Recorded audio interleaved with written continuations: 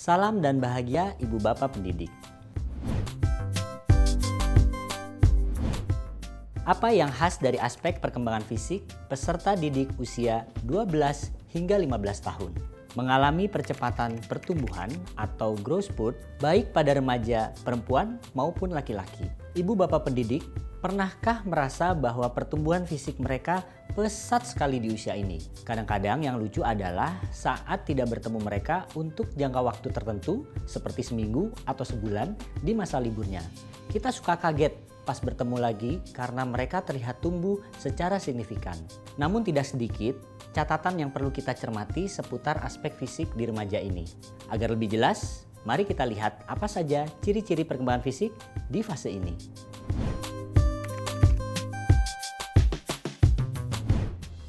Bagaimana ciri-ciri perkembangan fisik remaja usia 12 hingga 15 tahun?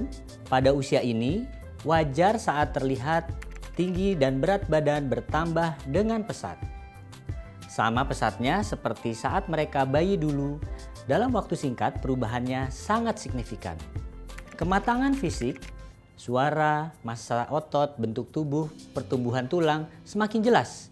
Bahkan beberapa di antaranya sudah menyerupai orang dewasa. Muncul jerawat, dipengaruhi oleh hormon juga jenis kulit.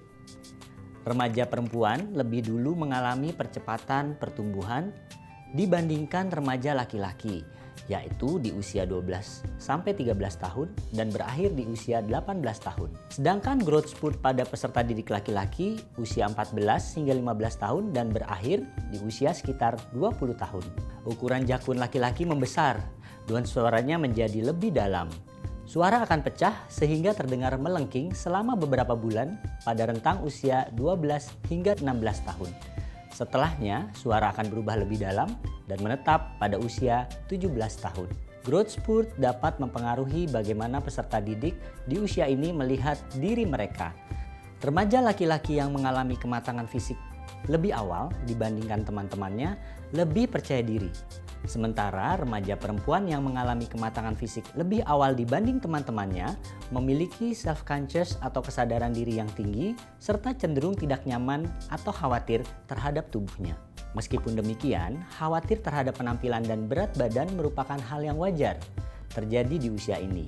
Maka kita sebagai pendidik juga perlu lebih berhati-hati saat memberikan komentar pada tampilan fisik mereka.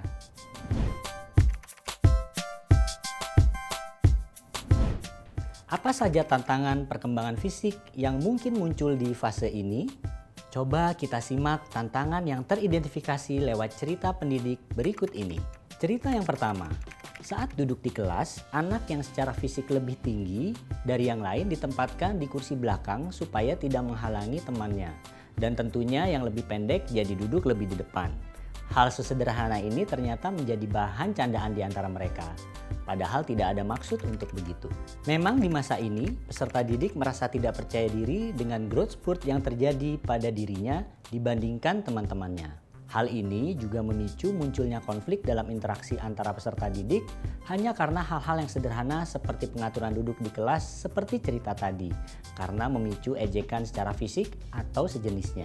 Sebagai pendidik, yang utama harus kita lakukan adalah tidak membiarkan hal ini menjadi sesuatu yang normal, apalagi turut serta meramaikan atas nama hanya bercanda. Kita tidak pernah tahu bagaimana dampaknya bagi peserta didik yang terkena ejekan. Jadi berhati-hati tentu lebih baik dan masih banyak cara bercanda lainnya yang lebih aman. Diskusikan dengan murid bahwa pengaturan duduk semata untuk kebutuhan kenyamanan menyimak pelajaran di kelas. Tidak ada hubungannya dengan identitas fisik. Cerita yang kedua.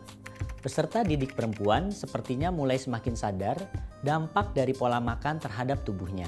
Ada beberapa murid, tidak banyak sih, saya dengar mengkritik pilihan makan murid lain yang dianggap bisa bikin kegemukan. Saya tahu ini obrolan biasa, tapi di masa sekarang di mana mereka mengakses media sosial dan paparan tentang kesan terhadap tubuh dikuatkan, sepertinya bisa berdampak negatif. Betul sekali, salah satu tantangan perkembangan fisik di fase ini adalah peserta didik mengalami gangguan makan atau stres. Hal ini dikarenakan ketidakpercayaan diri karena perubahan fisik akibat pubertas. Ada yang melakukan diet ketat serta olahraga berlebihan. ada yang sebaliknya, yaitu kehilangan kontrol saat mengkonsumsi makanan. Yang kita harapkan adalah remaja yang punya relasi yang sehat dengan makanan, yaitu tahu bisa memilah dan memilih apa yang sehat bagi mereka, dan tetap menikmati makan dengan baik. Selipkan pemahaman ini dalam percakapan keseharian atau dalam mata pelajaran yang relevan. Tantangan lainnya adalah murid mulai penasaran dan tertarik mencoba rokok dan eksplorasi seksualitas. Dorongan ini besar, terutama karena pengaruh informasi yang dikonsumsinya lewat dunia digital dan pengaruh lingkungan. Maka penting sekali remaja dikuatkan dengan nilai dan norma yang sesuai dengan prinsip-prinsip yang dipegang oleh sekolah dan keluarga. Hindari melimpahkan nasihat sebanyak-banyaknya untuk mencegah peserta didik pada kedua hal ini. Perbanyak diskusi dan pendekatan persuasi yang dapat membuat peserta didik merasa nyaman untuk membahas tentang hal ini.